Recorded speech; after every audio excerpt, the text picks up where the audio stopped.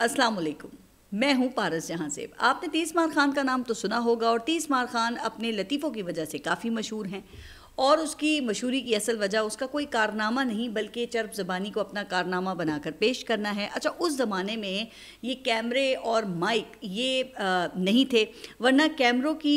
झुरमट में माइक तोड़ने और आवाम को रिलीफ देने की जज्बाती वीडियोस आज भी वायरल होती। खैर, मैं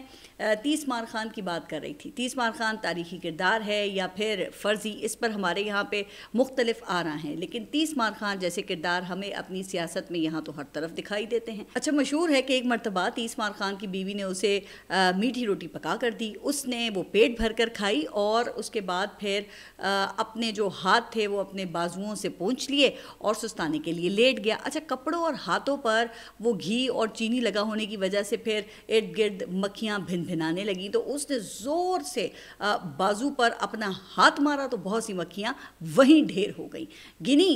तो जनाब वो 30 निकली। तीस मार खान ने बीवी पर रोब जमाते हुए ये कहा कि देखी मेरी बहादुरी, एक ही वार में 30 के 30 दुश्मन मार दिए। और बस उस दिन के बाद से उसने खुद को तीस मार खान कहलवाना शुरू कर दिया, जो एक ही वार में 30 दुश्मन ढेर कर देता है। बिल्कुल यही हाल मुस्लिम लीग नून की सियासत का है। उन्होंने भी अपनी सियासी हिकमत अमली को ऐसे बेचा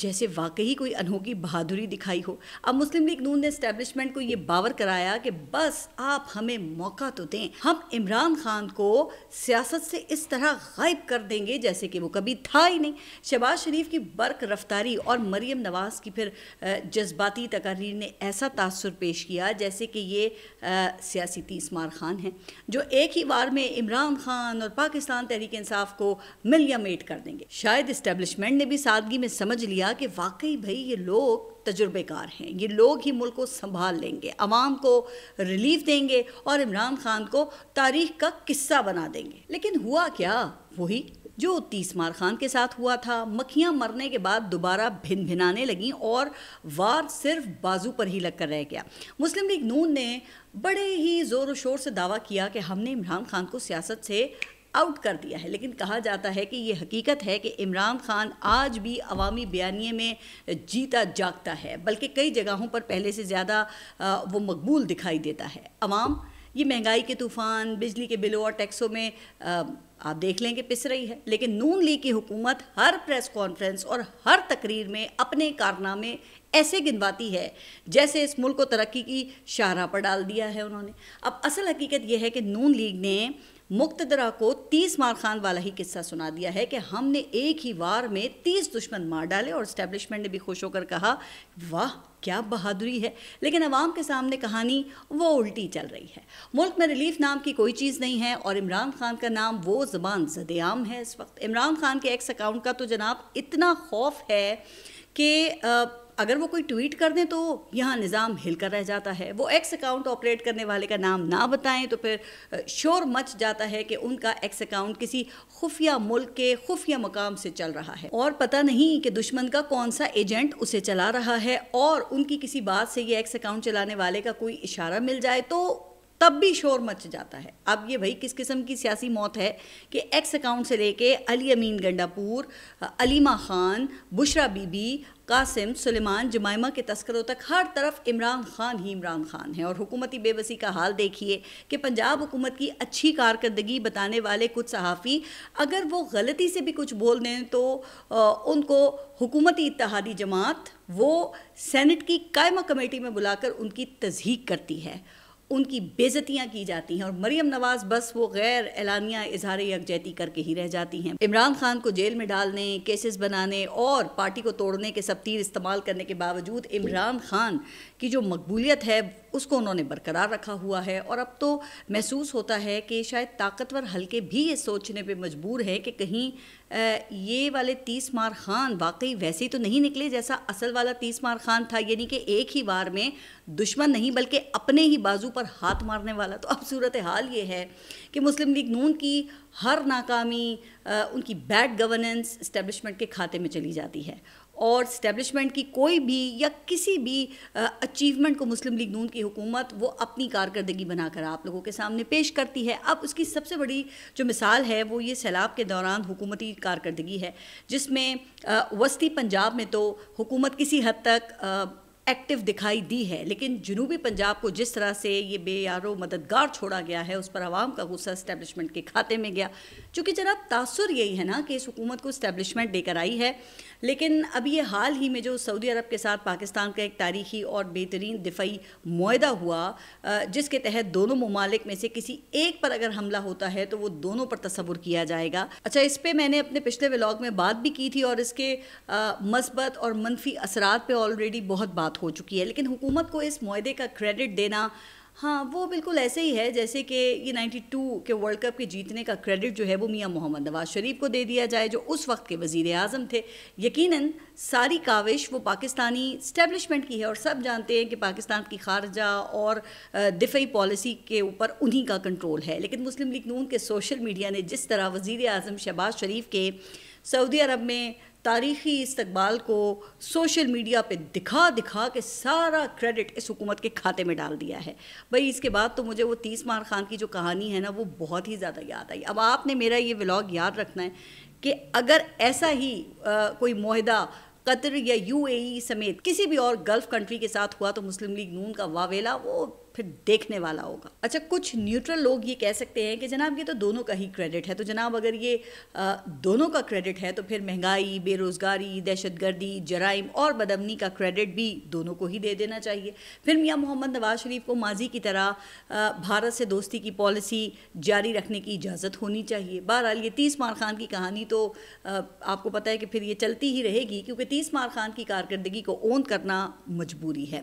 اس وقت کوئی دوسرا آپشن بھی نہیں ہے نا، اور جو ایک وہ آپشن بن گیا تھا وہ اس وقت جیل میں ہے اور وہ دوبارہ آپشن بننے کو اب وہ تیار نہیں ہیں. اب حال یہ ہے کہ وفاقی ادارے جیل میں عمران خان سے تحقیقات کے دوران ان کے ایکس اکاؤنٹ آپریٹ کرنے والے کا سراغ جو ہے وہ نہیں نکلوا سکے، اور عمران خان کے ایک جملے کہ جبران الیاس تم سب سے زیادہ محب وطن ہے، اس کو اپنا کمال بنا کر اس وقت میں پیش کر رہے ہیں کہ عمران خان نے تحقیقاتی اداروں کے مشکل سوالات سے گھبرا کر نادانستگی میں تسلیم کیا کہ عمران خان کا جو ایکس اکاؤنٹ ہے جو حکومت کے لیے اس وقت درد سر بنا ہوا ہے وہ جبران الیاس چلا رہے ہیں. حکومتی حامی جو صحافی ہیں ان کی طرف سے یہ باتیں اور تجزیے خوب کیے جا رہے ہیں کہ عمران خان کے تو جناب پسینے چھوٹ گئے اور عمران خان گھبرا گئے. لیکن جناب عمران خان کے بدترین مخالف بھی نا وہ اس بات کو تسلیم کر رہے ہیں کہ عمران خان وہ گھبرانے والا نہیں ہے. وہ یہ پچھلے 2 سال سے جس بہادری سے جیل کاٹ رہا ہے اس کی امید تو کسی کو بھی نہیں تھی. ایک ایسا شخص جس نے بڑے ہی لیوش طریقے سے زندگی گزاری ہو اور ہمیشہ کیمروں کی چکا چوند اور عوام کے جھرمٹ میں رہا ہو، اس کے لیے تو ایک ہفتہ بھی جیل کاٹنا پھر مشکل یا ناممکن ہوتا نا. لیکن وہ شخص وہ 2 سال سے جیل کاٹ رہا ہے اور کسی قسم کا سمجھوتا کرنے سے انکاری ہے جس طرح کی خبریں آتی ہیں. اب ایسے میں کہا جا رہا ہے کہ وہ حکومت کے تحقیقاتی اداروں کے سوالات سے گھبرا گیا ہے. سبحان اللہ. چلیں اب اگلی دفعہ پھر کوئی اگر تحقیقاتی ادارہ عمران خان سے تحقیقات کرنے جائے تو کیا خیال ہے کہ اپنے ساتھ لائیو اسٹریمنگ کا سامان بھی لے جائے اور یہ پوری تحقیقات میڈیا اور سوشل میڈیا پر لائیو نشر کرنے کی اجازت دی جائے تو پھر اچھی طرح معلوم ہو جائے گا کہ گھبرا کون کس سے رہا ہے. ابھی ہفتے کو وزیر اعظم شہباز شریف نے لنڈن میں وہ تھے اور انہوں نے پاکستانی ہائی کمیشن میں پاکستانی کمیونٹی سے خطاب کیا اور اس دوران وہی ہوا جو ہمیشہ ہوتا آیا ہے. پاکستان تحریک انصاف کے حامی ہائی کمیشن کے باہر احتجاج کرنے کے لیے پہنچ گئے، نعرے بازی ہوئی اور بات جو ہے وہ ہاتھا پائی تک بھی پہنچ گئی. اچھا، اس دوران پھر اسحاق ڈار کے خطاب کے دوران وہاں پر پاکستانی صحافی بھی آپس میں دست و گریباں ہو گئے اور بات جو ہے وہ گالی گلوچ تک پہنچ گئی. ویسے یہ واقعی بڑی افسوسناک صورتحال ہے. کسی بھی ملک کے بیرون ملک مقیم شہری اپنے ملک کے وہاں سفیر ہوتے ہیں اور ظاہر ہے کہ اگر آپ اس طرح کی حرکات و سکنات کریں گے تو پھر آپ کا ملک ہی بدنام ہوگا نا اس سے. لیکن وزیر اعظم شہباز شریف اور اسحاق ڈار سے بھی درخواست ہے کہ خدا را آپ پھر اس طرح کے مقامات سے خطاب کرنے سے گریز کر لیا کریں نا جہاں اس قسم کے واقعات کا امکان ہو. چونکہ دیکھیں یہ بات تو پھر سبھی کو معلوم ہے کہ اوورسیز پاکستانیوں کی اکثریت وہ عمران خان کی حامی ہیں اور وہ موجودہ حکومت کو فارم 47 کی حکومت سمجھتے ہیں، اور پھر اسحاق ڈار نے نکل کر وہاں سے صحافیوں کو شرم دلانے کی کوشش کی۔ تو اسحاق ڈار صاحب اگر ویسے یہی کوشش آپ اپنی پارٹی کے اندر بھی کر لیں تو شاید مسلم لیگ نون کا بھی کچھ بھلا ہو جائے، لیکن یہ تو دعوے کرتے ہیں نا کہ میاں محمد نواز شریف جو ہیں وہ آج بھی ملک کے عظیم لیڈر ہیں، اور مسلم لیگ نون کی موجودہ حکومت تو اس وقت مقبولیت کی معراج پر ہے۔ تو ایک طرف آپ کے یہ دعوے ہیں، اور دوسری طرف حال یہ ہے کہ ایک شخص کی رہائی کا راستہ روکنے کے لیے آئین، قانون اور عدلیہ کے رولز سب کچھ تبدیل کر دیے جاتے ہیں۔ مخصوص ججز کا راستہ روکنے کے لیے پھر 26ویں آئینی ترمیم لائی جاتی ہے، اور وہ جس طرح سے پاس کروائی جاتی ہے اس پر بھی آپ کو پتہ ہی ہے کہ بہت بات ہو چکی ہے، اور پھر جو تھوڑے بہت نقائص رہ جاتے ہیں نا اس کو درست کرنے کے لیے اب 27ویں آئینی ترمیم کے منصوبے بنائے جانے لگتے ہیں۔ اب سپریم کورٹ اور اسلام آباد ہائی کورٹ کے ججز وہ خطوط پہ خطوط لکھ رہے ہیں، اور المیہ یہ ہے کہ ججز ایک دوسرے پر آئین اور رولز کی خلاف ورزی جیسے الزامات عائد کر رہے ہیں۔ اب ایک جج چیئرمین پی ٹی اے کی تقرری کو غیر قانونی قرار دے کر انہیں عہدے سے ہٹاتا ہے تو فوراً ایک ڈویژن بینچ بنا کر اس فیصلے کو معطل کر کے جو چیئرمین پی ٹی اے ہیں ان کو عہدے پر بحال کر دیا جاتا ہے۔ اب میں چیئرمین پی ٹی اے کی تعیناتی کی جو ڈیٹیلز ہیں اس میں نہیں جاؤں گی۔ ہو سکتا ہے کہ بھئی ان کی جو تعیناتی ہو وہ قانونی ہو، اور ہو سکتا ہے کہ ان کی تعیناتی کے لیے طریقہ کار جو ہے اس کو فالو نہ کیا گیا ہو، لیکن جس طرح مخصوص ججز کے فیصلوں کو تبدیل کرنے کے لیے بینچز تبدیل ہوتے ہیں تو اس طرح تو پھر جو اچھے فیصلے ہیں وہ بھی متنازع ہو جاتے ہیں۔ اچھا، پھر دوسری طرف پاکستان تحریک انصاف کا کمال یہ ہے کہ وہ خود کو متحرک اور اپنے سپورٹرز کو چارجڈ رکھنے کے لیے کوئی نہ کوئی پھر ایکٹیویٹی کرتی رہتی ہے، اور ان کی چھوٹی سے چھوٹی جو ایکٹیویٹی ہے پھر کہا جاتا ہے کہ وہ بھی نظام کو ہلا کر رکھ دیتی ہے۔ ابھی یہ پچھلے دنوں انہوں نے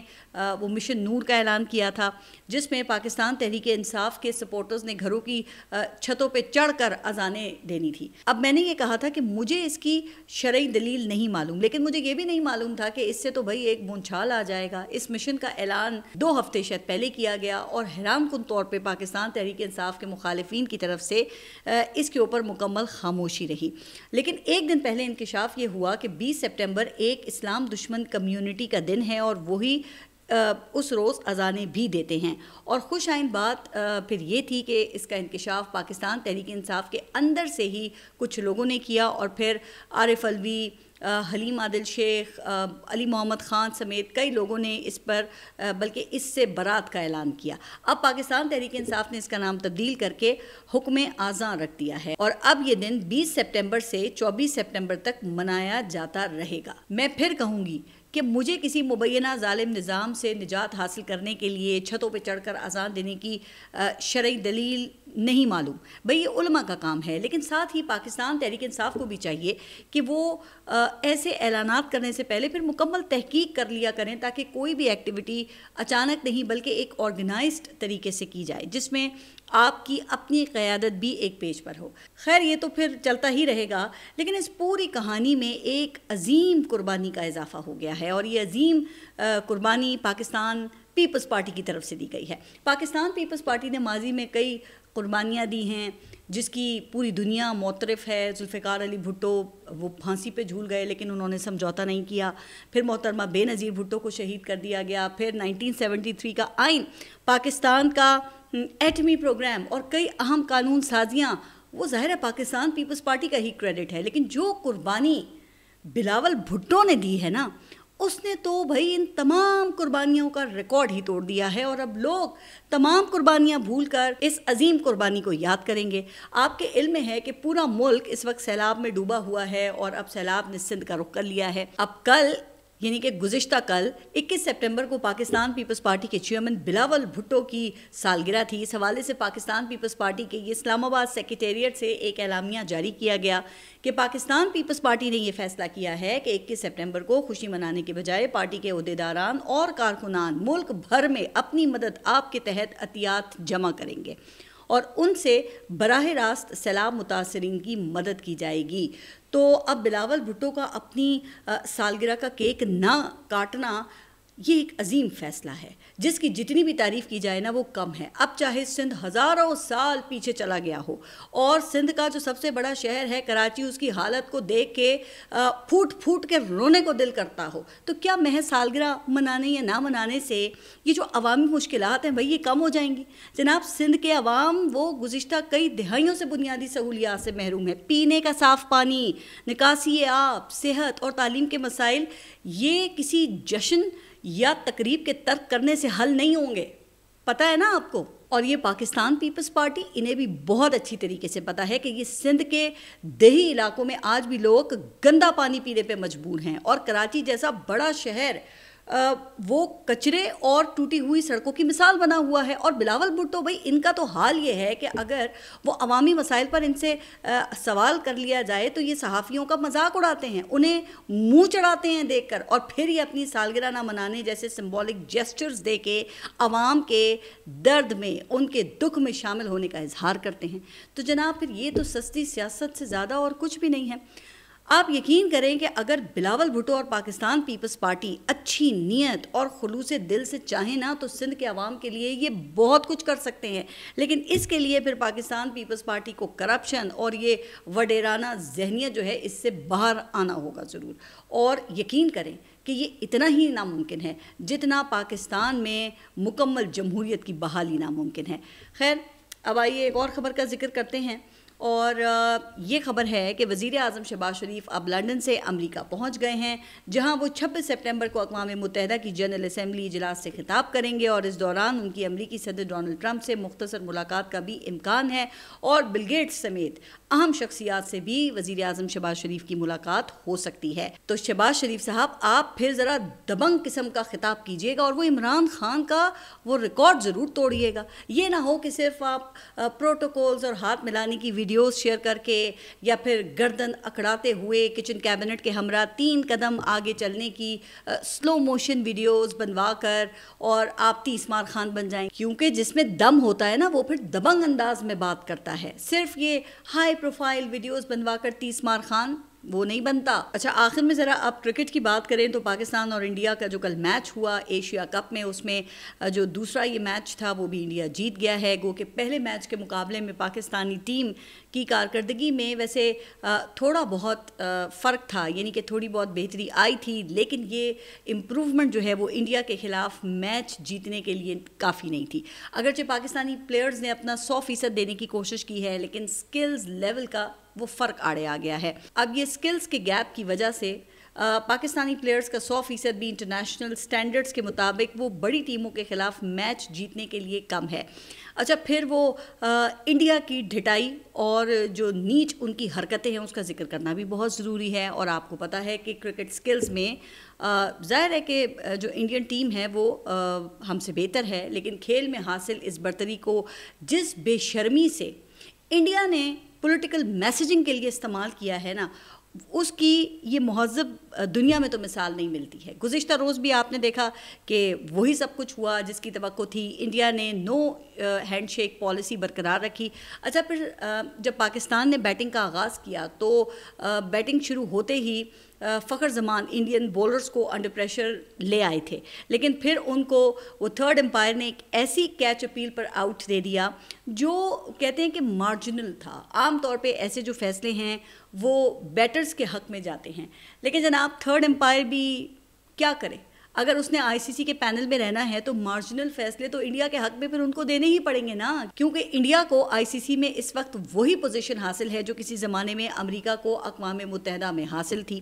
ظاہر ہے کہ پھر آئی سی سی کا کنٹرول جب امت شاہ جیسے انتہا پسند کے بیٹے کے ہاتھ میں ہوگا تو پھر پاکستان کو تو کسی خیر کی توقع ان سے نہیں رکھنی چاہیے نا. ویسے آپ یہ دیکھیں کہ ابھی انڈیا کی ٹیم سے یہ ابھی ان کے 2 بڑے جو پلیئرز ہیں وہ ریٹائر ہوئے ہیں, ایک وراٹ کوہلی اور دوسرے روہت شرما. اور گزشتہ روز کے میچ میں انڈیا کا